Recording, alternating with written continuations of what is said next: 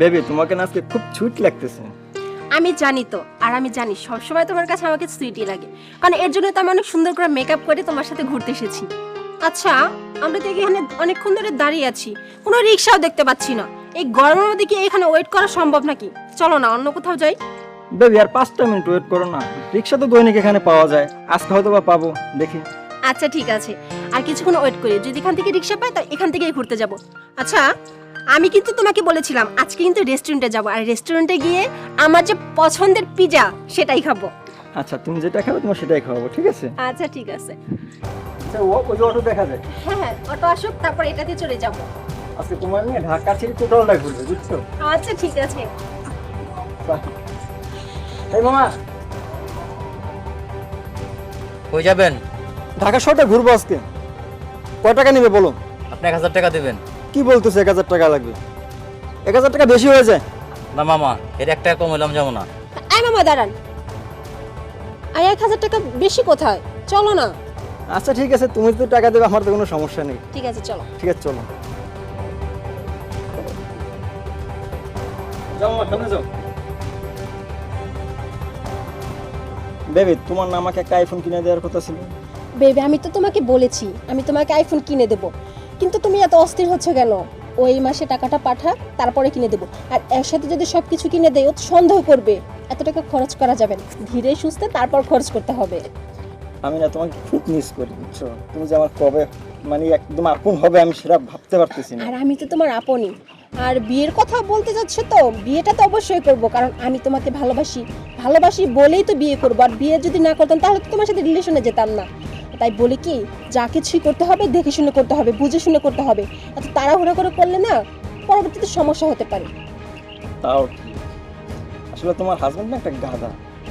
গাধাই তো, গাধা বলেই তো আমার অ্যাকাউন্টে সব টাকা পাঠায়, আর আমার অ্যাকাউন্টে পাঠায় বলেই তো আমি তোমাকে সব কিছু খরচ দিতে পারি, আর তুমি যখন যা চাও তাই তোমাকে দিতে পারি। আচ্ছা, কিছুদিন আগে বললে না যে একটা বাইক কিনে দেওয়ার জন্য, বাইক কিনে দিলাম, কি সুন্দর। আবার তুমি এখন ফোন চাচ্ছ, আইফোন প্রো ম্যাক্স, আমি তোমাকে আইফোন 15 প্রো ম্যাক্স সব কিছুই কিনে দেবো, কিন্তু ধীরে সুস্থে। ভাই নাম। কেন, তোমার না সারাদিনের জন্য কন্ট্যাক্ট করছি? এই তোর নাম তো কিছু না। নাম নামবো মানে? আই নাম তো কিছু নাম। কি ব্যাপার, তুই তুই করে বলছে? আই নামো তো। এই বেটা, নামতে বললি কে তুই? ছোট লোকের বাচ্চা, তুই একটা সামান্য রিকশা চালাতে তুই আমার বয়ফ্রেন্ডকে হাত তুলিস, তো সাহস করতে পারো? কি আমি ছোট লোক? তুই এখানে কে?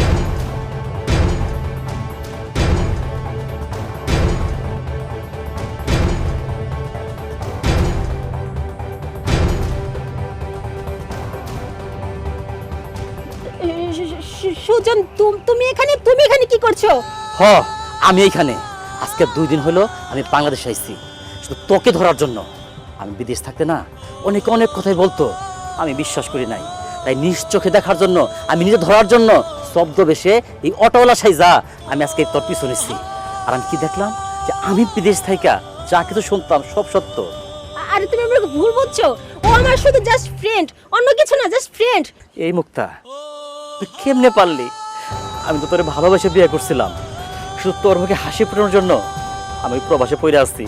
কিন্তু আমি কি দেখতে পারলাম, আমার ভালোবাসার মূল্য তুই দিতে পারলি না, তুই আমার সাথে বেইমানি করলি। দেখ, ভুল করলে ক্ষমা করা যায়, তো যারা বেইমানি করে তাদেরকে না ক্ষমা করা যায় না। দেখছস আমার হাত, আমি রাত দিন পরিশ্রম করছি তোর মুখে হাসি ফোটানোর জন্য। প্রতি মাসে মাসে তোর টাকা পাঠাইছি, আর সেই টাকাটা তুই কি করতি? তোর বয়ফ্রেন্ডকে দিতি। আমার সারা জীবনের সমস্ত ইনকাম তুই শেষ করে দিলি। আমি যখন প্রবাস থেকে চলে আসি, আমার ভিক্ষা করা ছাড়া আর কোনো পথ থাকবো না। তোরা কেমনে পারস? আমার মতো না অনেক প্রবাসী আছে যারা তাদের সংসারে হাসি ফোটানোর জন্য কষ্টকে কষ্ট মনে করে না। আর তোরা তাদের জীবনে সিনেমিনি খেলিস, তাদের সাথে বেইমানি করিস। তুই আমার মন ভাঙছিস না? আমি তোর অভিশাপ দিতেছি, তুই জীবনে সুখ হইতে পারবি না, তুই ধ্বংস হয়ে যাবি। আজকে তো আমি মুক্ত করে দিয়ে গেলাম, আজকে থেকে তুই মুক্ত।